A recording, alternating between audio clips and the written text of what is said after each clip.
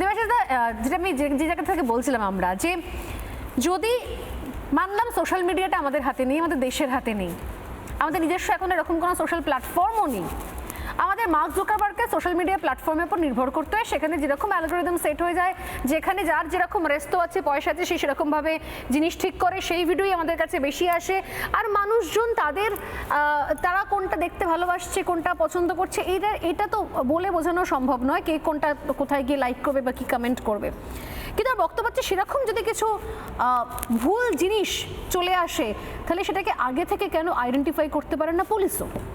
কেন সেখানে একটা দাবি উঠলো, সেখানে একটা খাপ পঞ্চায়েত বসলো, তার নিরিখে গিয়ে পুলিশকে স্টেপ নিতে হচ্ছে? যদি আমাদের পুলিশ প্রশাসন দেশের গণতন্ত্র বিদেশি একটা সোশ্যাল মিডিয়া প্ল্যাটফর্মের উপর নির্ভরশীল হয়ে পড়ে, তার দ্বারা পরিচালিত হয়, তার দ্বারা ইনফ্লুয়েন্সড হয়, তাহলে আমাদের দেশের মানুষের স্বার্থ কোথায় যাবে?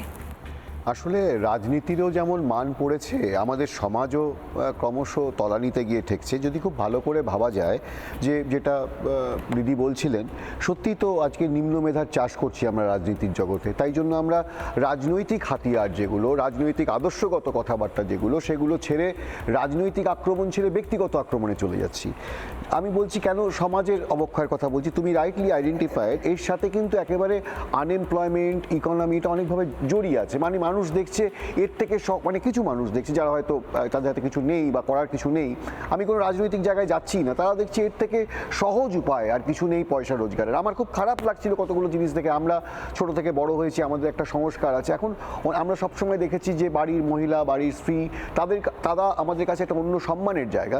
আমি এরকম দেখেছি বিভিন্ন জায়গায়, তোমরাও দেখে থাকবে। আমার বলতে খারাপ লাগছে যে তার হয়তো মানে মহিলা নাচ করছেন, তার কোনো ভিডিও বা রিল খুব বেশি পপুলার হয়ে যাচ্ছে, তার পিছনে তার কিন্তু হয়তো ব্যাকগ্রাউন্ডটা দেখে দেখা যাচ্ছে খুব একটা ভালো মানে অর্থনৈতিক অবস্থা, নিম্নবিত্ত পরিবার, কিন্তু তাহলে তার ভিডিওটা তুলছে তো কেউ একজন তার বাড়িরই লোক। মানে সে কি দেখাতে চাইছে? অনেক সময় কেউ তুলছেও না, অনেক সময় তো একদম নিম্নবিত্ত পরিবারে একদম সামনে ক্যামেরা রেখে নিজেই সেই মহিলা করছেন হয়তো। ডেফিনেটলি জানতে পাচ্ছেন, আমরা যখন জানতে পাচ্ছি বা সবাই জানতে পাচ্ছি, এবং তুমি দেখবে তাদের প্রচুর ভিউ হচ্ছে এবং প্রচুর পয়সা তারা পাচ্ছে।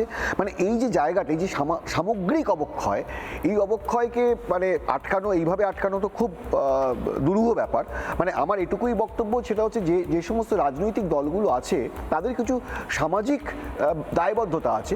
যদি সেই জায়গায় আনএমপ্লয়মেন্ট বা অন্য জিনিসের উপর কাজ করা যায়, আমি তাতে বলছি না যে পুরোটা হয়ে যাবে, কিন্তু কিছুটা হয়তো জায়গা থাকবে। মানুষ হয়তো চাকরি বাকরি পেলে সেখানে সময় দেবে, অন্য সময় কমে যাবে তার কাছে, এবং সেখানে তার এই ধরনের পয়সা রোজগারের আস্তে আস্তে হয়তো এটা চলে যাবে। আরেকটা জিনিস যেটা বলছো যে রাজনীতির ক্ষেত্রে আজকে এগুলো ইউজ হচ্ছে কেন, কারণ যারাই ক্ষমতায় আছে, আমরা যে গুড গভর্নেন্সের কথা বলি, সে কেন্দ্রে হোক, রাজ্যে হোক, যেখানেই হোক, তারা হয়তো তাদের বলবার মতো কিছু পাচ্ছে না। তার ফলে এই ধরনের এআই ইউজ করে বা বিভিন্ন কিছু ইউজ করে তাদের যে মূল কথাগুলো বলা, তাদের যেসব কাজগুলো করেছে বা যা কমিটমেন্ট ছিল তার মধ্যে কতটা করতে পেরেছে, এই ধরনের আলোচনা কিন্তু আজকে আর হয় না। আমরা ব্যক্তিগত আক্রমণে চলে যাচ্ছি, এ নাচছে, ও দেখছে, ইত্যাদি ইত্যাদি ইত্যাদি ইত্যাদি। আমি বলবো এটা সামগ্রিক অবক্ষয়, এটা খুব খারাপ জিনিস। আমাদের যারা সামান্য কিছু বুদ্ধিশুদ্ধি আছে বা বোঝার চেষ্টা করি, আমাদের উচিত এগুলোকে মানে একেবারে প্রশ্রয় না দেওয়া এবং সব জায়গায় এগুলোকে প্রতিবাদ করা। নানা ধরনের কন্টেন্ট দেখার জন্য লাইক করুন, শেয়ার করুন আমাদের ফেসবুক পেজ, সাবস্ক্রাইব করুন আমাদের ইউটিউব চ্যানেল। পাশাপাশি অন্যান্য ব্রেকিং নিউজের জন্য অবশ্যই চোখ রাখুন রিপাবলিক বাংলায়।